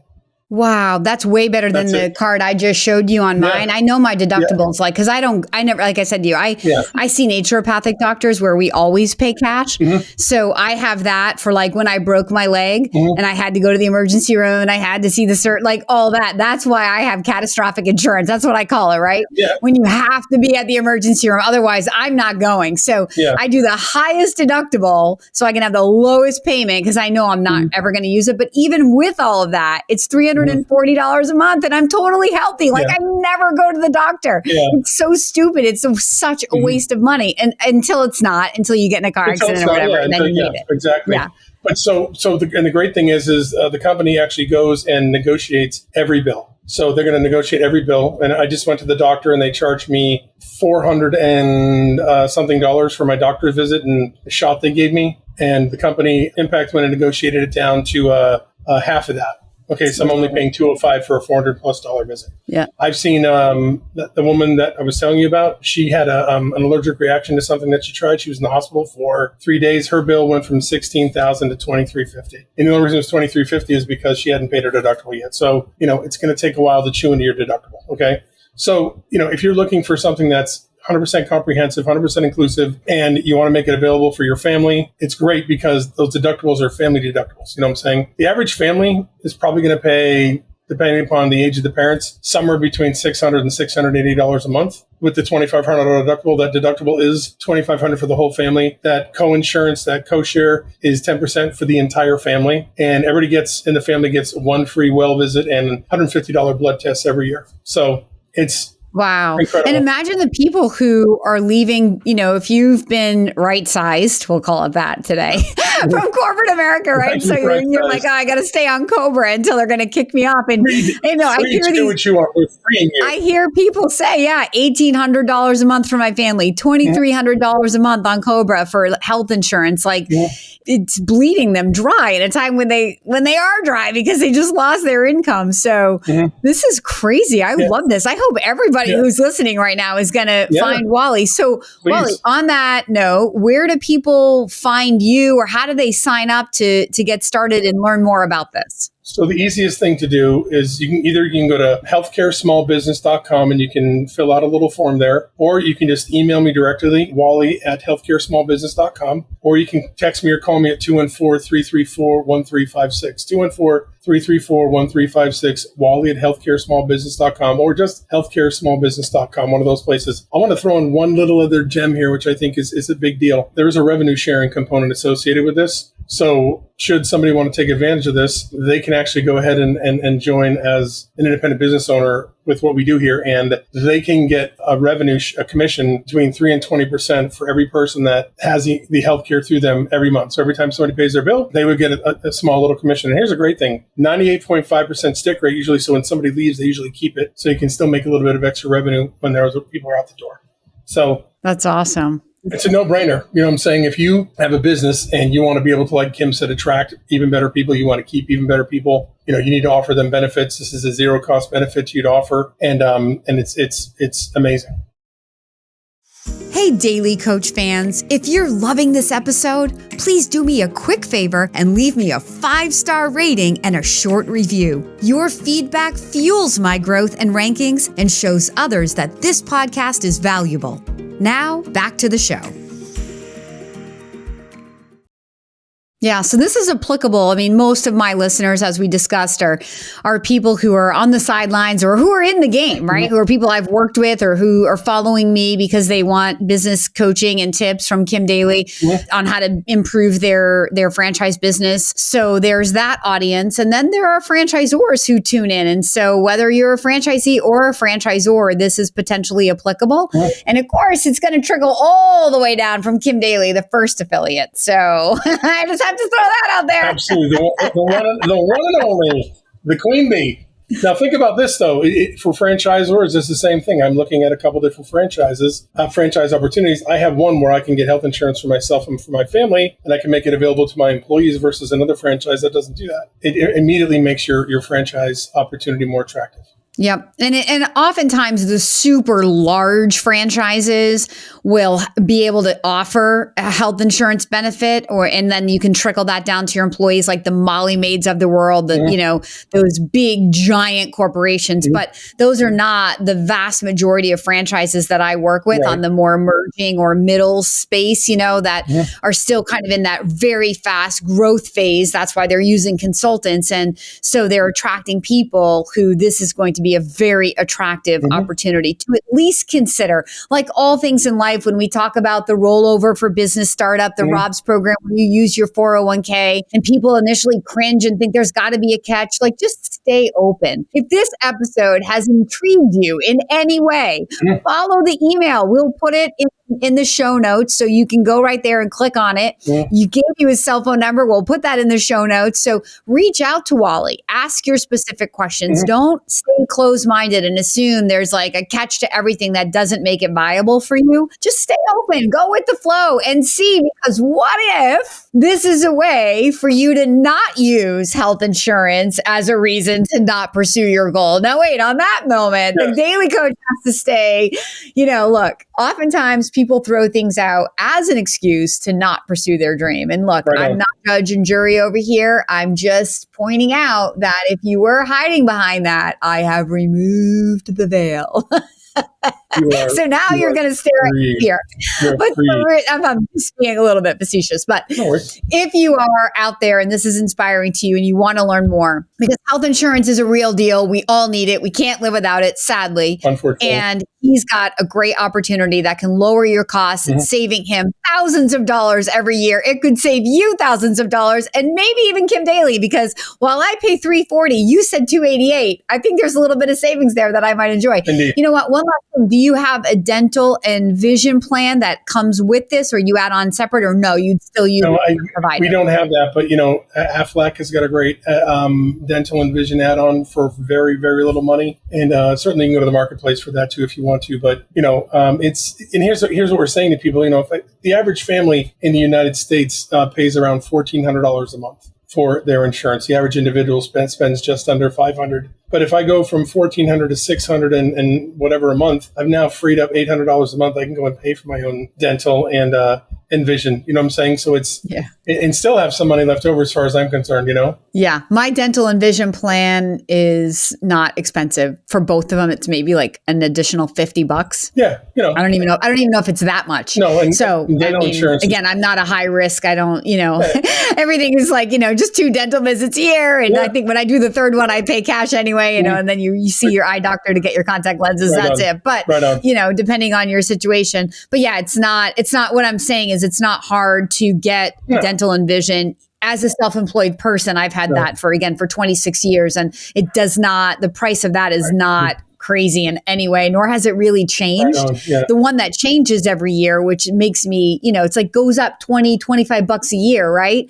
Is your health insurance premium. So Wally, I appreciate you coming on Kim Daly, knocking on my door and saying, please put me on your show. This was a no-brainer for me. As soon as you told me we could talk about health insurance, I thought, well, that's a show that I want to record all day long. Thank you. Because I know that this helps a lot of people out there, and I'm here to help you solve your problems. So anyway, Wally, thank you so much for being our special guest here today on Kim Daly TV. Thank you. Appreciate you having me. Thank you so much. Thank you. Yeah. So for those who are inspired, again, all the contact information will be in the show notes. And if this episode, along with any other episode, has inspired you to want to begin your journey to figure out what is the perfect franchise business to help you live the life that you're dreaming of, then you know that I want to be your daily coach. Please follow the email on the screen right now or reach directly out to inquire@kimdaly.tv. That's inquire@kimdaly.tv. And until next time, my name is Kim Daly, and I want to be your daily coach. You can find more content just like this on my YouTube channel at kimdaly.tv. And if you're inspired to take the next step to explore franchises matched to you, please email me right now at inquire@kimdaly.tv. That's inquire@kimdaly.tv. Welcome to Create Wealth Through Franchising. I'm your host, Kim Daly. Whether you're a CEO, a military vet, a real estate investor, or simply in career transition and ready to take ownership of your future, with each episode, you're going to learn valuable insights and hear inspiring stories from within the franchise industry. On that note, my guest stories are their own. And as a franchise consultant, I do not make personal brand endorsements or earnings claims, but I do educate, motivate, and inspire dreams. Now, on to the show. Welcome back to Kim Daly TV. I have a special guest with us here today. His name is Usman Kazi. He is a YogaSix franchisee in LA. Usman, welcome to the studio of Kim Daly TV. Thank you, Kim. I am especially happy to have you here today because I love the Expo family of brands, and I am very partial to the YogaSix brand. So I'm excited to have you share your story with my followers. So let's get them into kind of your story. What was happening in your life when you decided, I need a franchise, and how did you end up at YogaSix? Well, so what was happening all around us was COVID and kind of a dramatic change in what people were doing and how they were thinking about the future. My background is actually in science and research. Well, that's where I started. And then I moved on to management consulting. So I was mostly in the San Francisco Bay Area, and I was working with life sciences companies, startups to large companies, established companies. And I think at one point I started thinking about my future in consulting, to grow to sort of partner. I hadn't made partner yet. And I also looked at other opportunities in industry and things like that. Then we thought that perhaps investing in a business would be a good idea so that we can free up. So my wife is a physician. She and I were having this mind share over a couple of years. And that gives us the option of hopefully, looking at what else to do, start a business, grow the business, and free up, time for personal development, professional development, and things like that. So you were looking to create more time and flexibility, or did you feel like your future in corporate America was unstable, or all of that? I think it was more of the first, maybe a little bit less of the second, because I think I was not really seeing myself in a sales role, being partner, constantly sort of being on the hunt for more clients and things like that. Although many interesting things are happening, but I just wanted to step back and perhaps invest a little bit somewhere else before maybe going back to on that track. Okay. And so with COVID, you mentioned that you were in this place during the pandemic. So during that time, were you also looking at how people were now looking at taking advantage of their health? Like, how did you lean into Yoga 6 once you started thinking about, all right, I'm going to create a path for me to, build my own future? We were actually in touch with someone who was marketing various franchises. They found me on LinkedIn, introduced themselves to both my wife, Shaista, and myself. We had several discussions. And then I also looked at the franchise concept, and I thought that would probably be more reassuring rather than just investing in a restaurant just to have it completely change its business model in COVID, or to invest in rental property and things like that. And then we were placed in touch with several franchises, and we picked Yoga 6 mainly due to from our impressions of the team. We sort of evaluated the people that we were having conversations with, went around looking, did a little bit more research, and so then we decided to purchase a territory. Hey, Daily Coach fans, if you're loving this episode, please do me a quick favor and leave me a 5-star rating and a short review. Your feedback fuels my growth and rankings and shows others that this podcast is valuable. Now, back to the show. I love it. And Exponential Fitness is, my followers know, they've heard me say that I believe that the Exponential family is world class. And certainly their leadership during the pandemic was just unprecedented from where I stood, and watching how they just maneuvered through it, continued to sell franchises, open franchise locations as if nothing was happening. So it was quite amazing. I mean, coming out of the pandemic, by July of 2021, they, rang the bell on Wall Street and became a publicly traded company, because the pandemic barely mattered to their success. I mean, to them at all, because they sailed right through it due to that leadership. So I love that you identified that strong leadership during your process. So leaning into, they have 10 different brands. Why did you lean into yoga? Was it because that was what was open in your area? Did you have a personal interest in yoga? So we actually first interacted with the Yoga 6 team. We looked at other branches too, and we thought that perhaps Club Pilates was the oldest and the most mature, and there's already one in the area. Yoga 6 seemed like sort of new territory. And also, my wife and I, we've been practitioners of yoga. So we thought that the style of yoga on which Yoga 6 classes are based, Vinyasa yoga, that would appeal to the fitness crowd as far as, we understand their needs. And that proved to be pretty successful. So in our area, we found that People were really enthusiastic to look for, I won't call it a workout style of yoga, but still a more physical and active type of yoga. Excellent. How have you found that your consulting skills have translated to your success in Yoga 6? Like the corporate skill set you brought, how have you applied that to being an owner in your own business? So I think in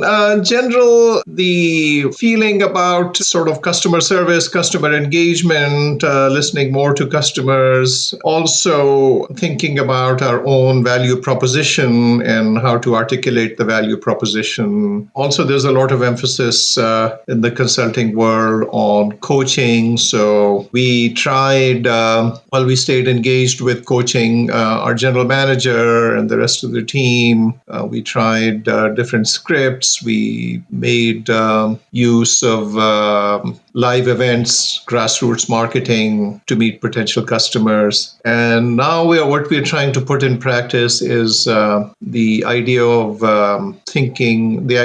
our employee team as our internal clients. So, they also work with us, they get some benefits, and we need to grow and retain our employee team, which is quite a challenge in this environment where, in the post-COVID world, people just try out different things, then they move on, Yeah, so that's something. Yeah. Finding and retaining good employees. Yeah, it's a thing. Yeah, exactly. Yeah. I love it. And not just teachers, but wellness advisors, the front desk staff as well. They're very critical. Yeah. So you launched your first studio you said in 2022?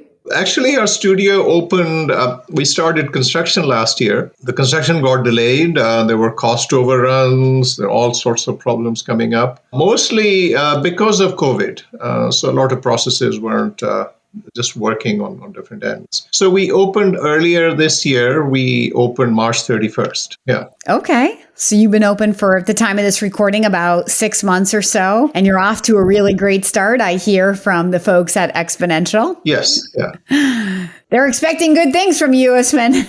Yeah. So, no, we are among the top performing studios at Exponential. That's amazing. To what do you attribute your fast start? I think it's, I'd have to say the Exponential team is very enthusiastic in sharing its knowledge, its skill set. The marketing people have actually fitness backgrounds and backgrounds in fitness sales. So I think it's a question of really understanding what they're saying and implementing it in sort of our world and our practices. Okay. And they're always willing to give feedback. Sometimes they get, they're very happy to give hands-on help. When our studio opened, the lead marketing person from Yoga 6 actually came and ran the studio for a few hours, a couple of times. And that was extremely helpful. Yeah, seeing how it can be done. So did you end up leaving your job to dive into this sort of full-time as the CEO? Or are you bridging a gap with the job, and is your wife still practicing as a doctor? No, we actually, I was working for myself. So I ended up working way less for myself. I didn't have a commitment with another employer. Okay. And then I think just a while after the studio opened, when we looked at how our business was doing, my wife also decided to take a break from her work. Oh, wow. Fantastic. And so, wow. And so your goals are to open how many studios, and in what kind of time frame are you projecting? So 2 more studios in this year and next. We're looking at the next location. We are in an area where everything seems to be growing. I think LA overall seems to be doing quite well. And especially in the San Fernando Valley area, we see new stores opening up. And so there's a lot of negotiation going on with landlords and Yeah. So hopefully shortly we'll be able to close in on our next studio location.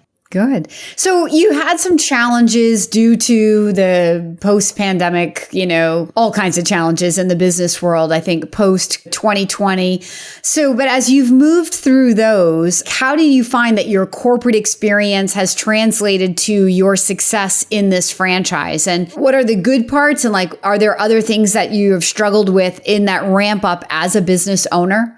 I think I'll answer the second part first. So as a business owner, you really have to be pretty versatile. I felt that maybe had I been extra cautious with construction, had I engaged maybe an external project manager, things may have gotten on track probably much better and earlier. I also feel that who knows, had we retained a project manager and had they not turned out to be kind of up to the mark, we'd be probably in bigger trouble. So I think it was dealing with a lot of uncertainty. I had no idea as to, how permitting worked and other aspects of ordering and things like that. Yeah. So I think persistence is important. And also, again, going back to Yoga 6 Corporate, they have a lot of cumulative experience. So they have opened a couple of 100 studios and, so with them, I felt this assurance that,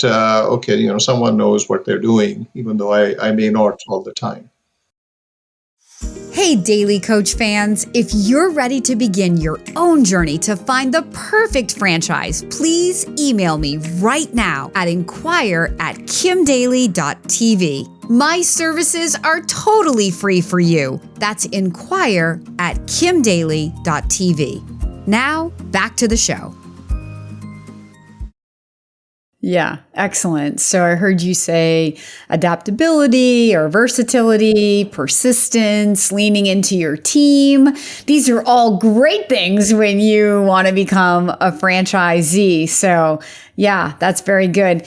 And so, Usman, there are many listeners out there who follow me because they're on the sideline trying to figure out how to make sense of all that uncertainty and dive in. What advice do you have for those listeners? I think they should invest in really understanding and evaluating the franchise partner, the franchisor. Mm-hmm. They can look at existing franchises, understand how those businesses are doing. They can also validate the franchise claims that way. For example, the revenue projections that the franchisor will share with them. Those can be kind of looked at with a lot of scrutiny, and they should understand the business environment where they're located. So we are subject to City of LA regulation differently here than in other parts of the country. So I think kind of knowledge and understanding really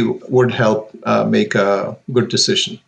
Being kind of rigid and insisting on one's own sort of ability to make the best decision and to think the best for oneself is not going to work. Yeah. Well said. Yeah. You're in it. You have to see the franchisor's angle, that they're committed to your success and that they are open to a lot of public scrutiny as well. So people are watching the franchisor as they grow.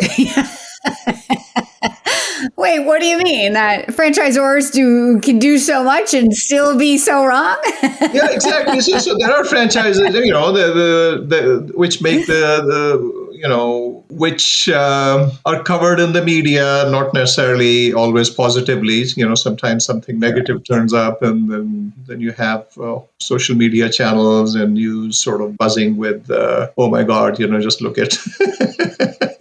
Look here or look there. So I think that Exponential realizes that, and any new franchise that's a success really is a great boost for their business. Yeah, that's good. It's a great driver for their business. Yeah. So you started this journey to find flexibility and control over your time within a very short amount of time. It seems you've accomplished that, or you're on your way to accomplishing that by retiring your wife from her for profession and stepping into your business full time. Congratulations on achieving that. And I'm sure you're looking forward to just getting all 3 of your studios up and massively successful so you can serve a lot of people and then get what you want, which is probably a little nest egg. Yeah, and serving a lot of people is important because really we are bringing something to the community that they appreciate. Yes. And so it's always really encouraging and even heartwarming to get direct feedback from members that, hey, this was what I was looking for. So thanks for bringing it to my neighborhood. Yeah, exactly. Yeah. We serve other people and then we make money. That is the point of a business. So well said. Usman, thank you so much for being my special guest here today and sharing your insights over your exposure or your journey with Yoga 6. Thanks very much. It was a pleasure, Kim. Thank you. It was a pleasure to meet you. For those who are inspired to begin your journey into finding your Yoga 6 or the franchise that helps you get the freedom and flexibility that you're looking for, please follow the email on the screen right now or reach directly out to inquire@kimdaly.tv. That's inquire@kimdaly.tv. And until next time, my name is Kim Daly, and I want to be your daily coach. You can find more content just like this on my YouTube channel at kimdaly.tv. And if you're inspired to take the next step to explore franchises matched to you, please email me right now at inquire@kimdaly.tv. That's inquire@kimdaly.tv.